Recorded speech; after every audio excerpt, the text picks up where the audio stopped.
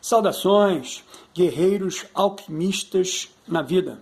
Sejam bem-vindos ao canal Tempo Negativo 25567. Hoje é meu dia solar 22510. Assim, são faltantes para a jornada do peregrino 3057 dias solares. Olha que legal!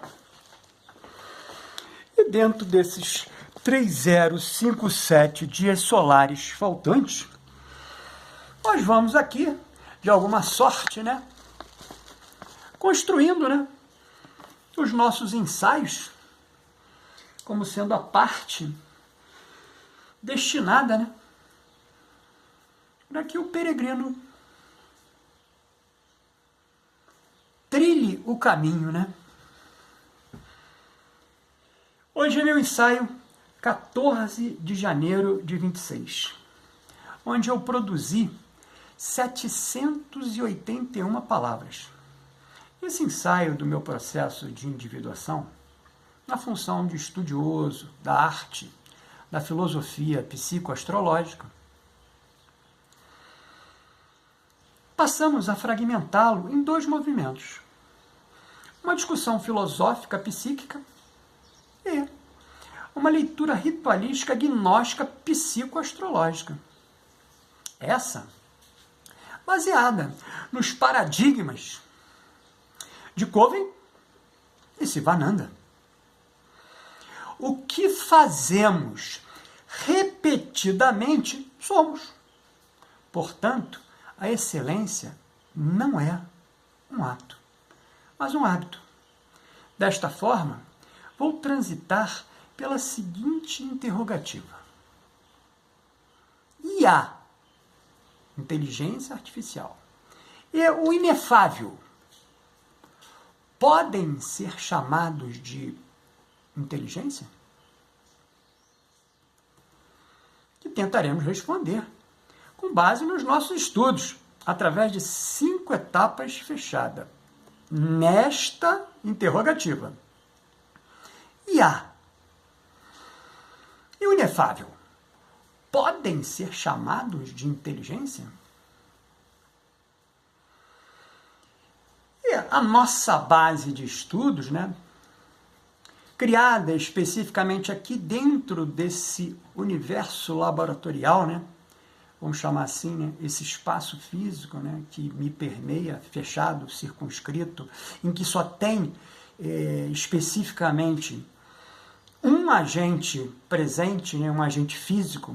E esse agente físico é o peregrino que vos fala, exatamente porque eu não, hoje, aos 22.510 dias solares, não tenho mais nenhum tipo, vamos dizer assim, de afinidade da convivência com o externo. Está bastante difícil a convivência com o externo. Então, a estrutura laboratorial alquímica, circunscrita, onde esse peregrino transita, e rege aqui os seus movimentos, como os ensaios, é especificamente uma gratidão muito grande que eu tenho, para com o universo, por eu poder, nesse momento, estar fazendo exatamente algo que eu me sinto bem em fazer, número 1.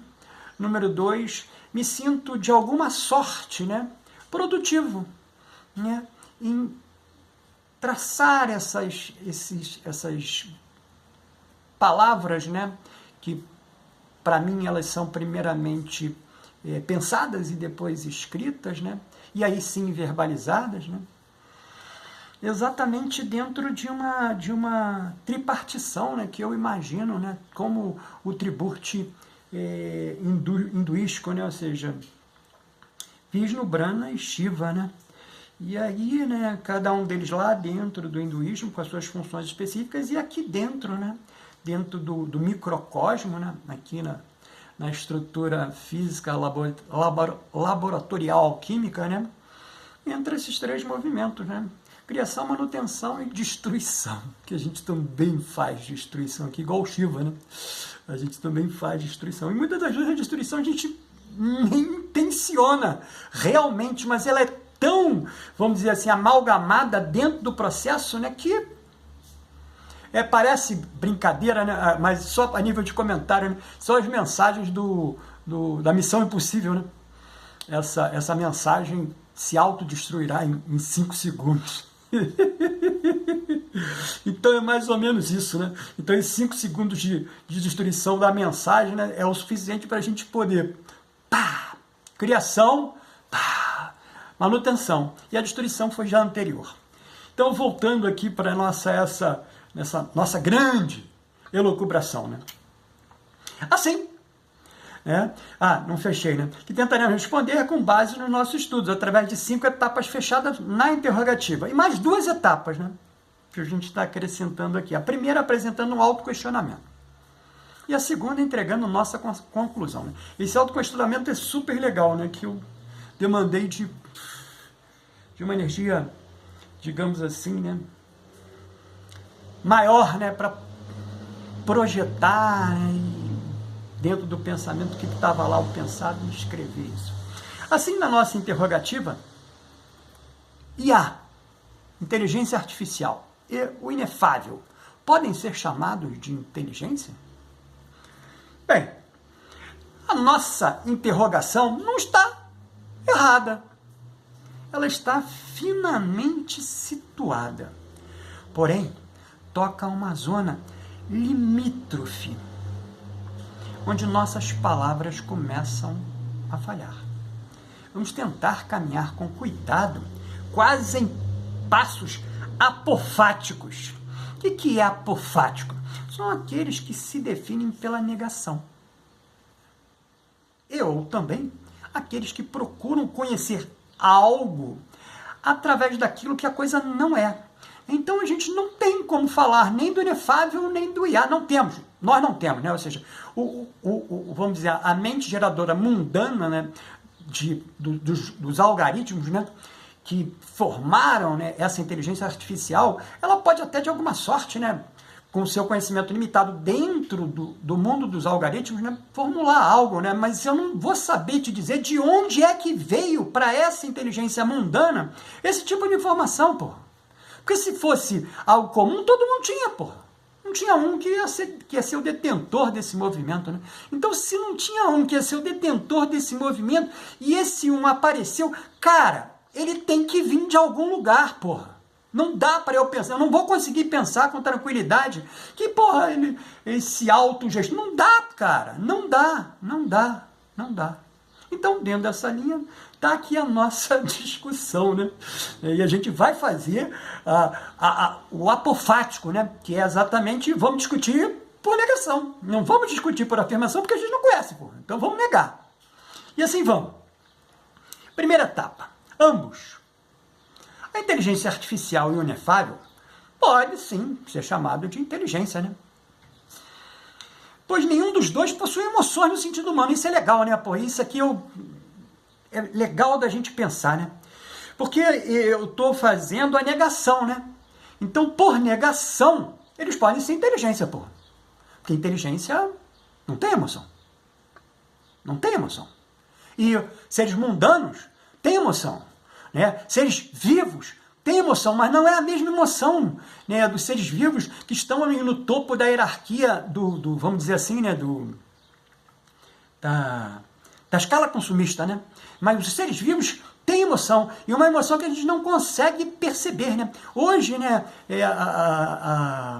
a metafísica já consegue compor determinadas estruturas vegetais que elas se comunicam numa tentativa de se autoproteger para alguma presença que é diferente daquele campo onde eles estão. Olha só, cara.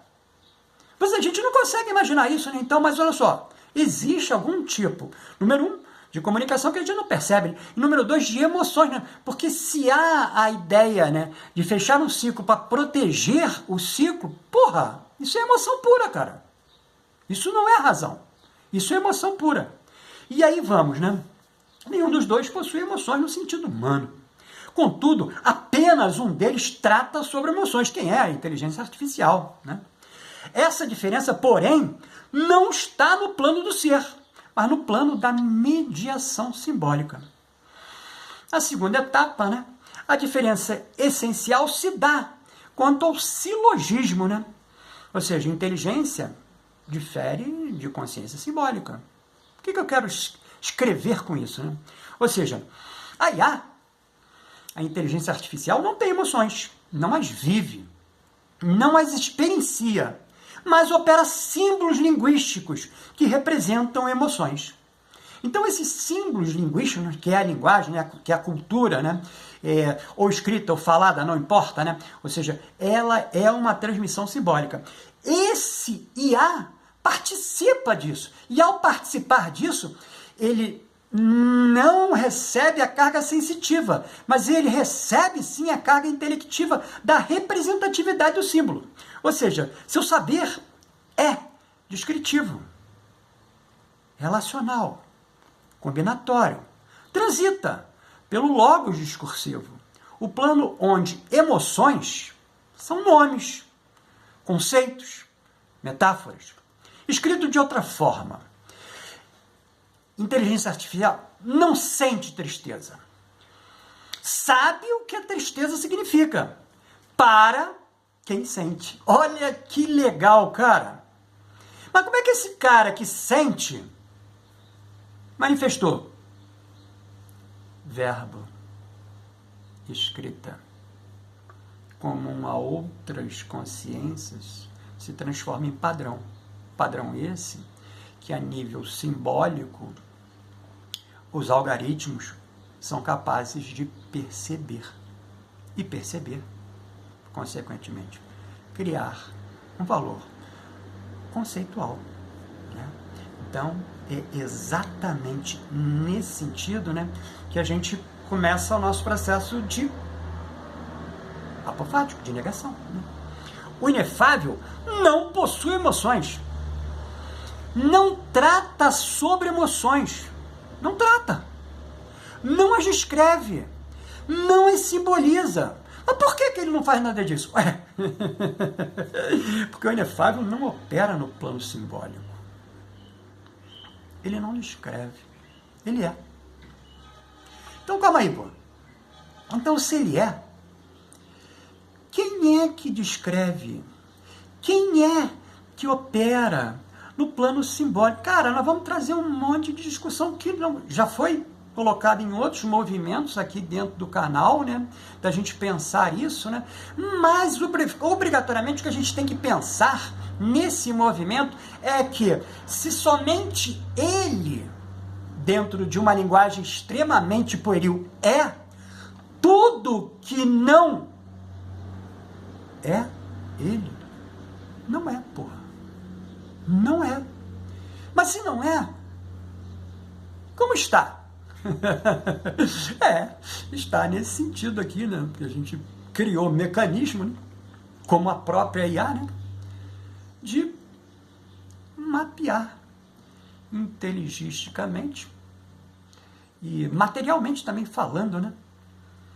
Porque tudo que nos circunda nesse mundo material é de matéria.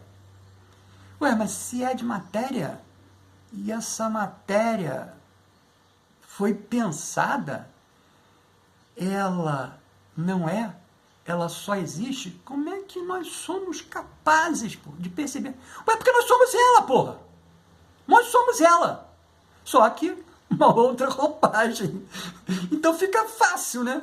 Supostamente de perceber, de criar aí os elementos, né? do ratio, né? Para entender, para pensar isso, né? Então é somente dessa forma, cara. Somente dessa forma. E, ou seja, nos sistemas eônicos, né? Que, pô, eu também já caminhei aqui para pensar tudo isso, né? Tanto gnóstico como neoplatônico, como os herméticos, emoção implica alteração. Alteração implica movimento. Movimento implica deficiência ou plenitude sucessiva. Logo, incompatível com o pleroma. Por isso, nenhum El possui emoção. Apenas inteligência, forma, medida, ordem, emissão. Olha que legal. Olha que legal. não falamos aqui do tempo, né? Porque aqui não existe o tempo no mundo eônico, né? O tempo, ele vai existir a posteriori, né? Porque o mundo eônico é o mundo pensável do inefável, né?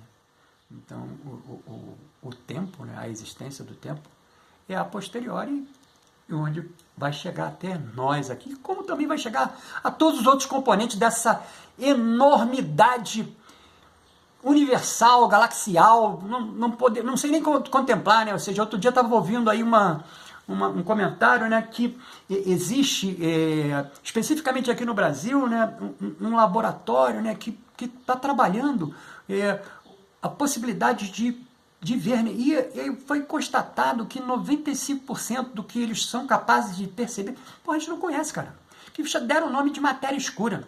Então só conhece 5%, que é isso que a gente tem. Desse 5%, 4% é hidrogênio, cara. 4% dos 5% é hidrogênio. O outro 1% é todos os elementos que estão aí na tabela periódica, cara. Que você estudou, eu estudei, mas nem lembro mais também, né? Mas, inevitavelmente, tá ali, foi mapeado, né? Foi entregue pra gente. Por que foi entregue? Também não tenho a menor ideia, né? Deve ser um sistema limitador, né? De cada vez mais dificultar, vamos dizer assim, o seu processo natural dentro de um exercício que deveria ser assim, né? De conhecimento, mas não é, né? Ou seja, o mundano, ele é limitativo, né? Ele é execrante, né? Quanto mais ele puder afastar, né, outras consciências do processo de elucidação, melhor é, né? Pô? Leia-se tudo que está aí à sua volta, leia-se tudo, sem exceção de nada, sem exceção de nada. Pois bem, e assim passamos para a terceira etapa, né? A terceira etapa, a gente trabalha a confusão possível que pode ser percebida é esta. Se ambos não possuem emoções, por quê? Um trata delas e o outro não, né? Já respondi anteriormente, mas vou responder agora de forma escrita. A resposta: porque tratar de algo já é uma descida ontológica, ou seja, a discussão do ser contra o ser. E, consequentemente, a linguagem é símbolo, é mediação, é separação entre sujeito e objeto. Assim, o inefável não fala, porque falar já não é ser uno. Falar é já se dividir. Falar é já emanar.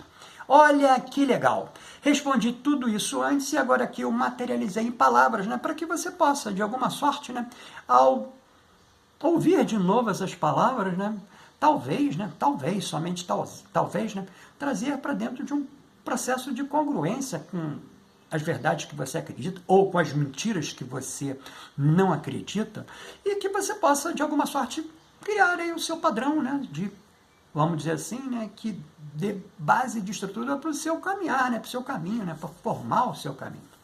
A quarta etapa, a posição correta da emoção na hierarquia do ser, né? E aí, vou falar de novo, né, na hierarquia do ser. É ser. Dois movimentos. Não é ser. Ser é existir, né? É somente é. Se desenharmos um eixo sem geometralizá-lo demais, somente ocorre no terceiro movimento da declinação, ou seja, essa emoção dentro de um eixo, né? Vamos pensar assim, né? Esse eixo, obrigatoriamente, só no terceiro movimento declinatório, ele vai apresentar algum tipo de emoção. Então, seria assim, né? O inefável 1, inteligência pura, sem afecção qualquer, né? Eixo 2, éons, nous e logos, né? Trouxe o nous e o logos da Ogdoada, né? Representando os éons, né? É inteligência diferenciada, né? Sem emoção. A alma do mundo, olha que legal. A alma do mundo. Onde é que está isso? Cara, obrigatoriamente, vai estar ali no que a gente trabalhou nos vídeos passados, né? No Primum Mobile, né? Que é o exercício movimentatório de todo o movimento declinante, né? E não para... Mas vou usar, né? Não para jamais. Mas o que é jamais? Cara, é a existência, né? Então, é um movimento. é o ritmo, é o patos cósmico, né? E aqui não o patos do Aristóteles, né? Da tríade de pensar do Aristóteles, né? Aqui é o patos cósmico, aqui o sentir começa, mas ele não é psicológico. E o quarto movimento é a psique humana, a emoção propriamente dita. Então, né, no terceiro movimento que a gente apresentou, né, declinatório, que seria a alma do mundo, e aí pensando blavatskyanianamente, né, ou seja, mônada, Atma, Buddhi, né? Buddhi, representação do transporte dessa energia, né? Formou a mônada, né? Ou seja, é o 2 em 1, né? Então, ali, obrigatoriamente, né? Tem que ter a alma do mundo, né? Então, aqui no canal a gente chama a alma desses dois caras e também, né? Vamos dizer assim, né? Do terceiro corpo sutil declinante, né? Que é o Manas, né? Que é o corpo mental abstrato, causal, né? Que aqui no canal a gente chama esse conjunto de três de alma, né? Então, e aí já seria, de alguma sorte, né, uma alma já representativa dentro do processo da roda de Sansara, né? E inevitavelmente, dentro aqui da nossa praxis, né, esse quarto movimento é a psique humana, né? E aí a psique humana que a gente trabalha aqui também, dois corpos, né, os dois mentais, né? O mental inferior e o mental superior. É o Manas, né, obrigatoriamente, né? E aqui, né, o Kamarupa, né? Que ele vai se destruir em algum momento, ou melhor, né, ele vai ser recomposto às unidades declinantes, né, elementares, né, desse corpo, num processo em que todo o movimento energético que nós usamos dentro dessa existência, desse caminhar, dentro dessa jornada do peregrino, né, forem reintegrados ao todo elementar, né? Não é ao todo superior, não é ao inefável, não, pô. Traz para cá só, né? É ali de baixo, né? Só mesmo do primo mobile para baixo, onde está o movimento, né? Então, a psique humana é a emoção propriamente dita, né? A emoção não pertence ao alto. A emoção não pertence ao um. A emoção é sinal de encarnação e tempo, né? A quinta etapa. Por que fazemos a percepção disso somente agora, né? Tinha que trazer isso, né? Porque somente agora eu estou fazendo essa... Cara, porque o nosso filosofar está atravessando uma fronteira importante. Não confundimos mais símbolo com realidade. Mas também não desprezamos o símbolo. Isso é típico daqueles que começam a sair do pensamento meramente conceitual, sem cair no mutismo místico prematuro. Trata-se de uma posição rara e madura, sem nenhum tipo de excelência que a gente entende obrigatoriamente que seria, né, uma transformação dos estágios de consciência que a Blavatsky trabalha, né, que são estágios que depois que você conhece, consegue perceber, você entende, né, que obrigatoriamente, né, a chegada ao sexto estágio de consciência, né, elevada, é algo já... Eu, particularmente, acredito que eu esteja nesse momento nele, né? E com centenas de milhões de dúvidas naturais, efetivamente, né? Do movimento, né? Mas eu já consigo perceber especificamente a ideia que acabei de trabalhar aqui, né? Ou seja, o que é real e o que é simbólico.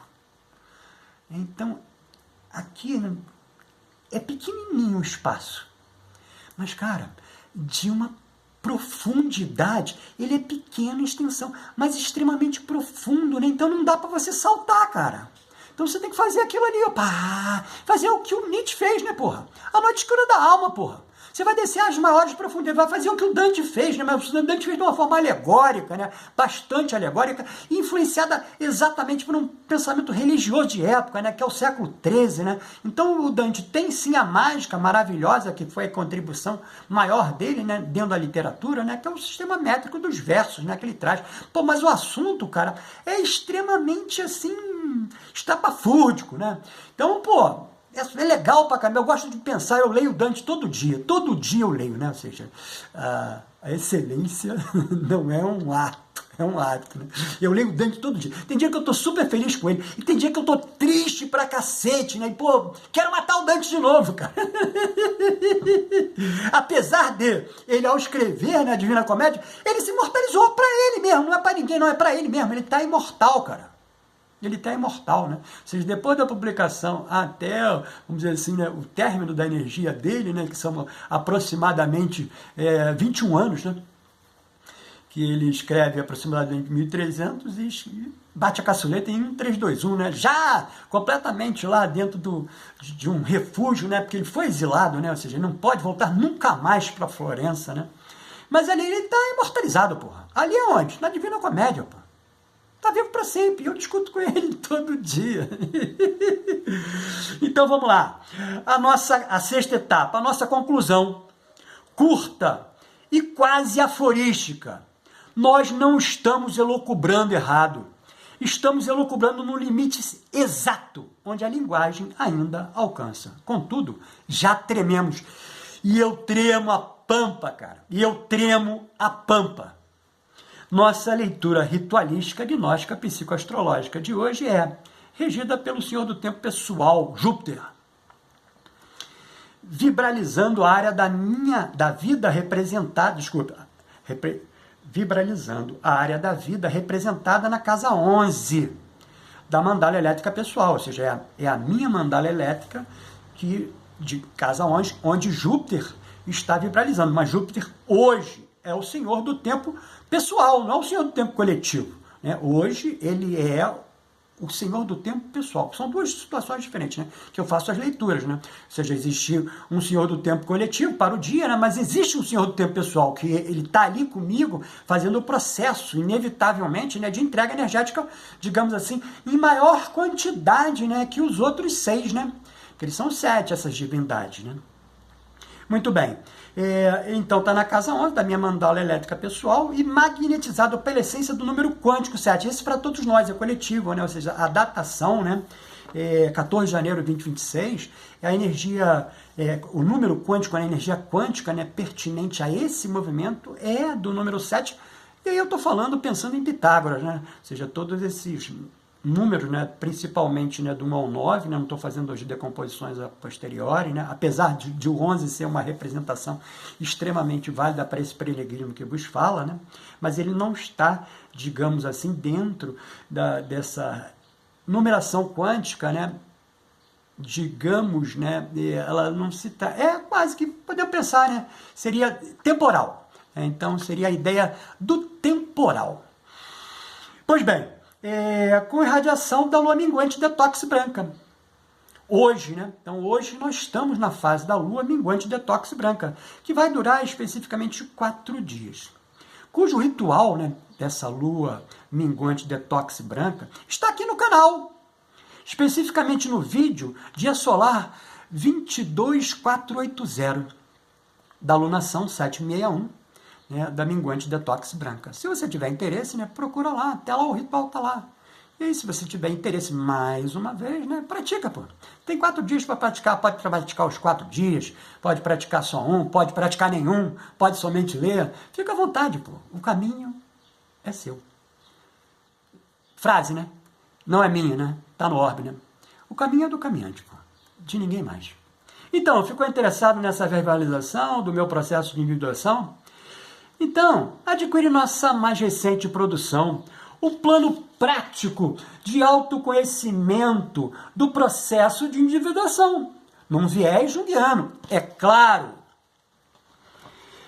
que está disponível aqui no WhatsApp informado na descrição desse vídeo. Aproveita e escreve aqui nos comentários sua opinião, mas não esquece de adicionar o WhatsApp, hein? que também estamos disponibilizando em PDF pelo valor simbólico de R$ 11,18, né? Simbologia pura, né? O 3, 1 e o 8, né? O 11. O método terapêutico para a psique, aquele ali, ó, o frontispício dele está lá em cima, que é a nossa primeira grande entrega, né? Transformadora para dentro, né? Do canal, né? E a entrega, né? E simbolicamente, né? Disponibilizada por um valor que não tem uma representação mundana, tem uma representação magnética, né? Então, cada vez que eu entrego um método terapêutico para a psique, cara, eu estou vibrando lá em cima, né? No 3, 1, 8, no 11, né? É por aí. Para, em contexto terapêutico, acompanhar e auxiliar outros guerreiros alquimistas na vida, a lidar com emoções difíceis, traumas e outros desafios emocionais, que vamos juntos buscar o nosso equilíbrio. Lembrando em tempo que você pode obter os fatores vibracionais, é isso que eu falei aqui, agora, né? Do seu próprio ritual gnóstico psicoastrológico, dentro do sistema de consultas online, ofertados aqui na descrição desse vídeo. Se tiver interesse, sincronisticamente, entra no WhatsApp, faz a solicitação, a gente troca essa energia e, quem sabe, ela sirva, né, de algo para você, né, representativo acima de tudo. Você me vê no próximo vídeo.